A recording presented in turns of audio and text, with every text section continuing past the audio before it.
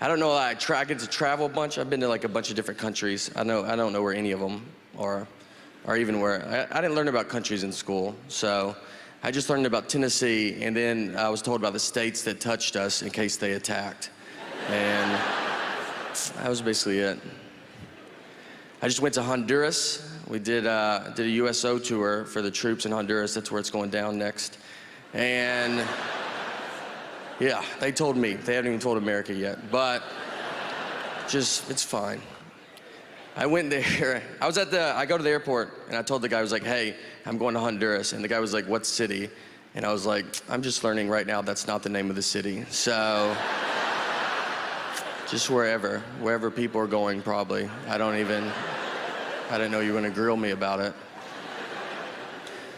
We land in Honduras, the guy picks us up. He's driving us to the army base. And then, so when we get out there, he's like giving us a rundown of like everything. And so he was like, all right, there's a couple things you gotta look out for.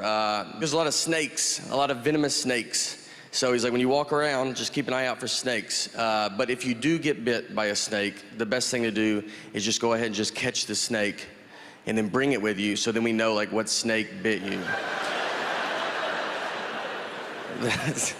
And I was like, I'm pretty positive, like that's not what you're supposed to do. I've never seen that on Animal Planet or something, like just catch a snake.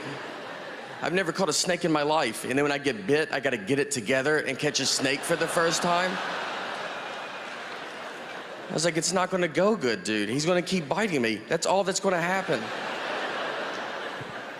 And he was like, it doesn't matter, you've already been bit. And I was like, do you even know what a snake is? It completely matters. There's a huge difference between one bite and probably 30 bites, which is what we will be at if I try to catch this snake.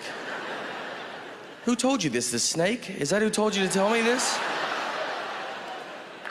Whose side are you on? I watch a lot of animal stuff, like I keep in, you know. I watched a thing on, this was on 60 Minutes. They did an undercover like reporting about tigers. Like you can buy tigers. Like if anybody wants a tiger, I can give you a lead with a guy that will sell you a tiger. And my favorite part though, they asked him, they were like, hey, do you think it's too easy to buy a tiger in this country? And the guy was like, yeah, it's like way too easy. And that was my favorite part, you know? That's why America's the best, all right? Well, where else can you go? I didn't even know you could buy tigers. I didn't even know that. I would have been embarrassed to ask. And then 1 second later, I'm like, I don't really have to jump through hoops if I do want to buy a tiger. It's not an all-day thing. It's like an hour. I'll be right back with our tiger. And the big thing, everyone wants to get rid of guns, you know? But what makes me nervous about taking guns away from people is because those are the exact same people that will buy tigers. And I think that's gonna be a much bigger problem, all right? I think you'll probably be like, look, here's your gun back. And they'll be like, no, I'm good. My tiger is way better than my gun.